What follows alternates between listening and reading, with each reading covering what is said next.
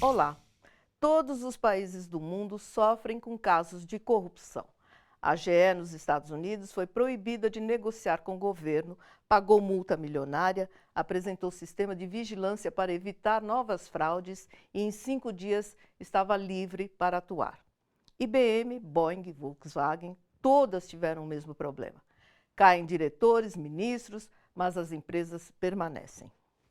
Aqui se fez de tudo para destruir a Petrobras. A solução encontrada pelo governo Temer foi eliminar a obrigatoriedade de a companhia participar do pré-sal, vender ativos a preço de banana e desarticular sua principal cadeia produtiva, a de óleo e gás. Por que não punir os envolvidos em corrupção e manter o nosso patrimônio, que seria garantia de um futuro com mais educação, saúde, pesquisa, infraestrutura e emprego? Por que a Petrobras foi tida como quebrada há 2 ou 3 meses e agora a mídia hegemônica a classifica como a segunda maior empresa de capital aberto do país? A Petrobras é o tema do Bom para Todos, que começa agora. O futuro do Brasil, que era muito claro e concreto, corre um risco muito sério, muito grande, no curto tempo, de virar só um sonho, né, que ficou no passado. A crise da Petrobras hoje é uma crise fabricada.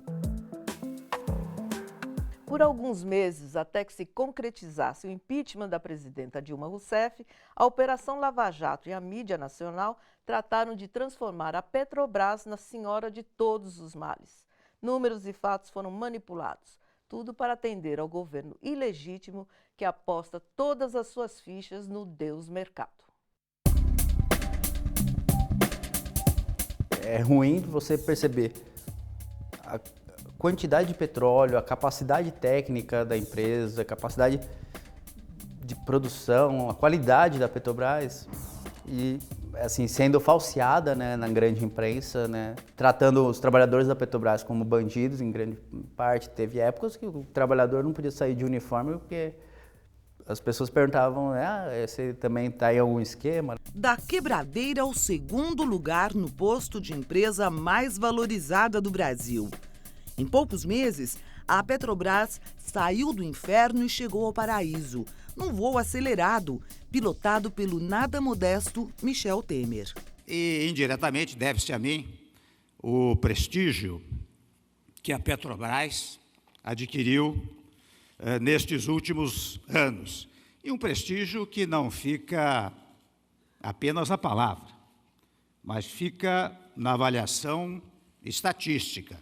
Vejam que nestes últimos meses do ano, a Petrobras, que tinha um valor de mercado de 101 bilhões, passou a ter 240 bilhões, ou seja, aumentou 137% na sua cotação no mercado. A valorização relâmpago deve-se, basicamente, à diminuição da dívida da Petrobras, graças ao alto volume de recursos que entrou no caixa da companhia nos últimos meses.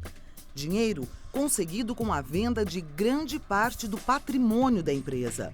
Na lista de transações concluídas ou aprovadas estão a venda de unidades na Argentina e no Chile, participação em blocos exploratórios, unidades de gasodutos e uma refinaria no Japão. Em negociação para a venda estão a Companhia Petroquímica de Pernambuco, terminais de gás natural, o Campo de Baúna e parte do Campo Tartaruga e a Liquigás Distribuidora. De negociação em negociação, a Petrobras perde sua principal característica e vantagem em relação a outras companhias do mundo. Ela deixa de operar da extração e refino do petróleo à venda dos seus subprodutos.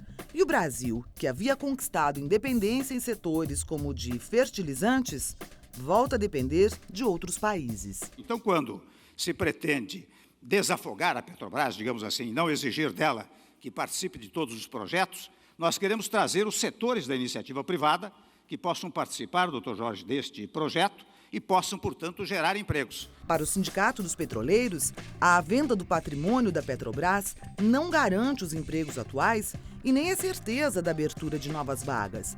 A expectativa é a piora nas condições de trabalho e desemprego.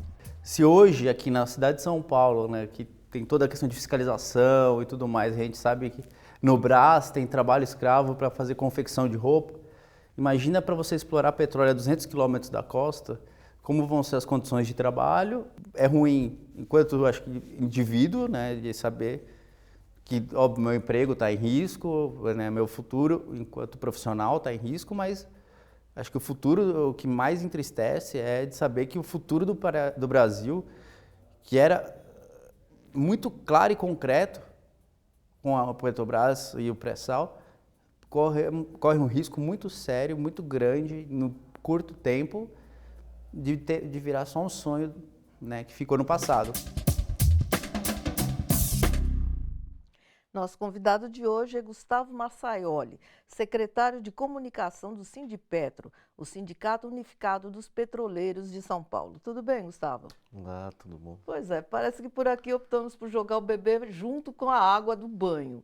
A paralisia da Petrobras, a queda na arrecadação de royalties estão produzindo estragos em vários estados brasileiros. Gustavo, quem se beneficia com a quebra das grandes empresas brasileiras? Principalmente os setores, os capitalistas, vamos dizer assim, internacionais. As empresas internacionais, elas vão ser as grandes favorecidas e aqueles, né, os grandes acionistas, né?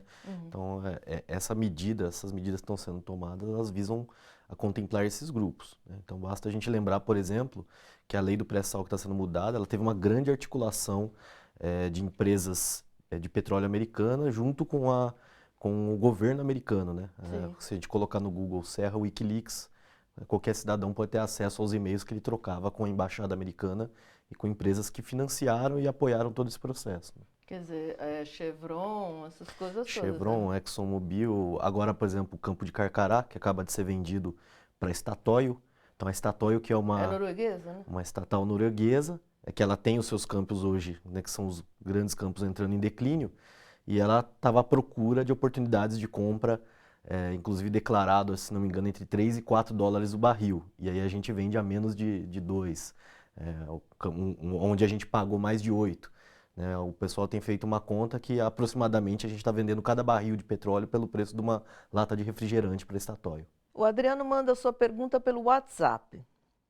Com o fim do regime de partilha entre empresas e a Petrobras, como deve funcionar agora? A Petrobras não pode mais explorar o pré-sal? Ele pergunta. A lei já permitia a participação de capital internacional. O que ela preserva é os 30% da Petrobras e a operação única, que é a Petrobras controla, a Petrobras dita quais são as políticas para você fazer a retirada do petróleo. Da forma como está colocada hoje, ela simplesmente não tem mais essa obrigatoriedade. Então a gente acredita que a orientação, até por isso, foi feita toda uma articulação política, né? O presidente da Shell, por exemplo, esteve enquanto a gente estava lá fazendo o trabalho para tentar não alterar a lei, eles estavam lá fazendo o lobby deles. Então, eles fizeram uma grande articulação por esses 30% e pela operação, porque inclusive isso, elas poderem operar sem a Petrobras e fazer as compras dos equipamentos e dos investimentos fora do país. Nossa. A mudança no sistema de partilha do pré-sal já passou pelo Senado. Assim que a votação for concluída na Câmara, o projeto será encaminhado para a sanção de Michel Temer e, claro, deverá ser aprovado. Vamos ver neste e no próximo bloco o que perdemos com o projeto de lei 131/2015 de José Serra, senador pelo PSDB de São Paulo. Mudar o regime de partilha para o de concessão retira recursos da educação, do Fundo Social e da saúde, áreas para as quais iriam a maior parte dos royalties da exploração dos novos campos do pré-sal. Um dos principais avanços conseguidos com os governos Lula e Dilma foi a política de conteúdo nacional. Deixamos de produzir empregos no exterior ao valorizarmos nossas indústrias e nossos trabalhadores. Até 2002, com o PSDB, se privilegiava importações na área de petróleo, gerando empregos fora do Brasil. Pode haver aumento da exportação de petróleo bruto, pois operadoras estrangeiras não têm compromisso com o Parque Nacional de Refino, preferindo suas unidades de refino no exterior. Gustavo, esse modelo que está sendo aprovado, de que maneira afeta a questão do emprego no país? Afeta diretamente. Basta a gente lembrar que, por exemplo, a indústria naval brasileira, ela teve uma alavancagem muito grande com a decisão da Petrobras, por exemplo, comprar os seus insumos dentro do país. A gente pode, inclusive, fazer críticas até mesmo à política de conteúdo nacional. Inclusive, tem um artigo interessante, uma matéria, uma entrevista com o presidente da ABIMAC, que foi veiculada na Carta Capital, em que a gente precisaria, inclusive, discutir o aprimoramento da nossa política de conteúdo nacional para permitir um desenvolvimento maior da indústria de alta complexidade, porque isso cria uma solidez maior. Basta a gente ver que a Alemanha, dentro da União Europeia, ela tem uma economia muito mais sólida. E aí esse vai completamente no sentido completamente oposto. Por quê? A partir do momento que essas empresas puderem operar sem a Petrobras e não comprar, muitas vezes elas optam, inclusive, por pagar multas para não comprar, não cumprir a lei de conteúdo nacional. Sim. Então, essas empresas, sem dúvida nenhuma, vão comprar onde tiver mais barato ou em seus países de origem, né? Então, isso com certeza vai desarticular completamente A indústria brasileira. a indústria brasileira e a geração de empregos, né? Então, isso é um outro efeito extremamente maléfico dessa modificação. Pois é. No próximo bloco, toda a nossa esperança de futuro que se apoiava na descoberta e exploração do pré-sal pode estar em risco graças à política econômica do governo Temer. A soberania nacional, ela representa o poder de qualquer país de decidir sobre o seu futuro.